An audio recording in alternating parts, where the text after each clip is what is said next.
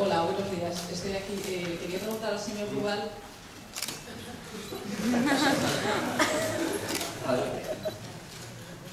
Bueno, en realidad nos gustaría muchísimo que nos contestara en español, especialmente porque somos de la radio.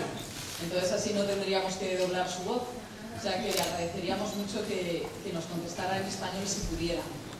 Y la pregunta es, ¿por qué se metió en este proyecto? ¿Qué le gustó de este personaje, de este Mr. Bush? Gracias.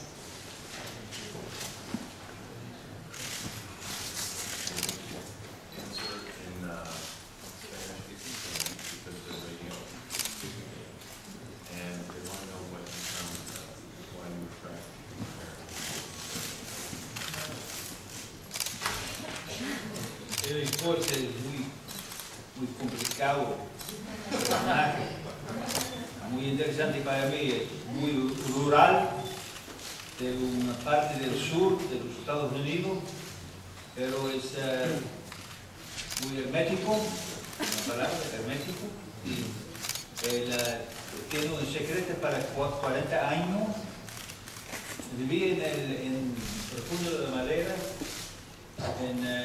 Él quiere hacer un fúnebre pues, a donde él atende. Posible hablar una confesión en el público. Para mí es muy interesante el personaje, muy individual, muy única. En el final tiempo con Charlie Mitchell del estado de Alabama es muy importante porque él es un hombre que entiende muchísimo la cultura del sur profundo, es diferente que el norte, es muy especial. Es posible hacer Felix Bush. Es muy complejo, muy complicado, pero es especial para mí este personaje en la película. ¿Ok?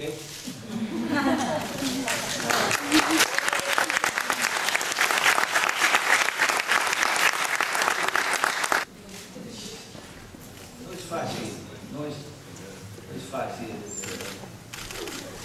Es individual, a morir es individual. Después de la confesión del Bush, no, es diferente. No quiere hablar político, pero es individual. Después de su confesión en la película, él busca o mira para su muriendo real.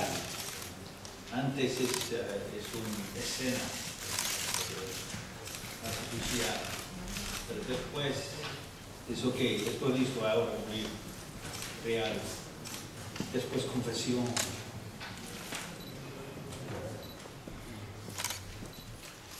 Yeah, and I'm sorry, I don't speak any Spanish at all. My apologies. Yeah, the little town was a small city outside of Atlanta, Georgia. It's called Crawfordville, and I had taken a trip many years before we made the film through the American South to try and find the right town, because I knew it was going to be the most difficult thing to do on a limited budget. And we found this little town, and in fact, in the four or 5 years that it took to get the film off the ground, they'd torn down a couple of buildings. It was very odd. About 3 months before I started shooting, I went on the website Flickr.com with photos, and I entered in the town's name, and I saw pictures of one of my favorite buildings being torn down, and I was like, oh my gosh. So when we got there, the town was a little smaller, but still just as quaint, and we put some dirt down, and we put some old signs up, but basically this small town was so economically depressed that many of the storefronts were empty, some sets into the storefronts and be able to see inside and outside. And then the mountains, if you've seen the film, one of the shots of the town, you see the mountains in the background, and that's some digital effects. Well, it was a privilege and an honor to work with Mr. Duvall. You know, he's one of our American icons, and this was one of the reasons I was attracted to the project when he sent me the script.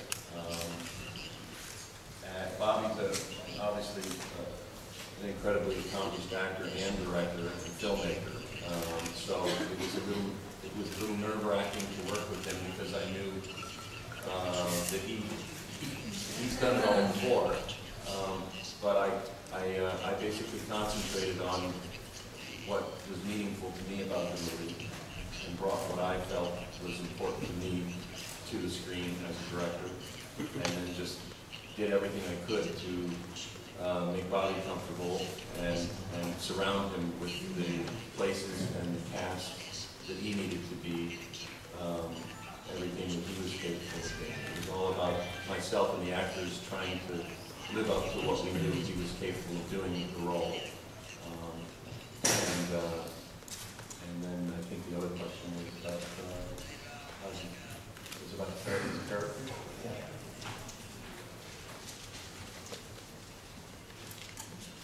Okay, well, all right. Well, I just follow the text. I follow the script at the very, and each Christmas we go to northern Argentina where my wife is from, and over the Christmas holiday I would sit and look at the underneath the mountain and go over the streets just very quietly. It was like a nice peaceful situation, like 10,000 miles away from the United States in the mountains of Argentina. I could just think about the part. Just think about it.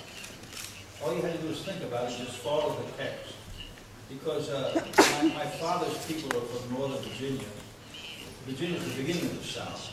So I didn't work on any particular accent. I just kind of went with a certain softness rather than the nasal mountain speak.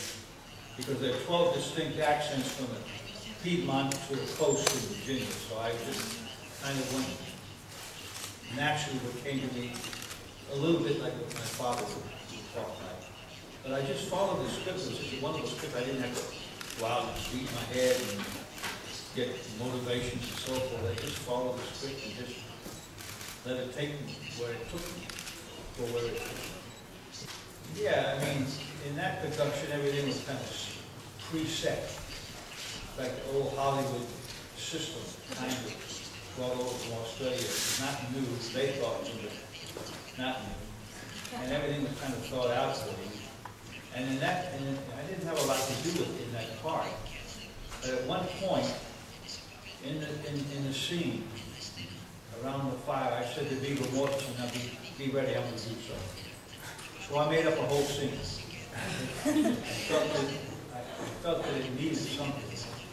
That why was this guy on the road looking for a son, his son? He could not find his son, who soon might be dead or might be alive. It was not in the script. And I guess the scene worked, and because afterwards, Carmen McCarthy said it was okay, the author.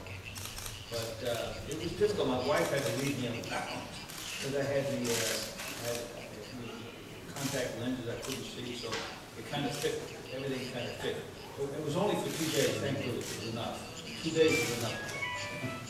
Enough.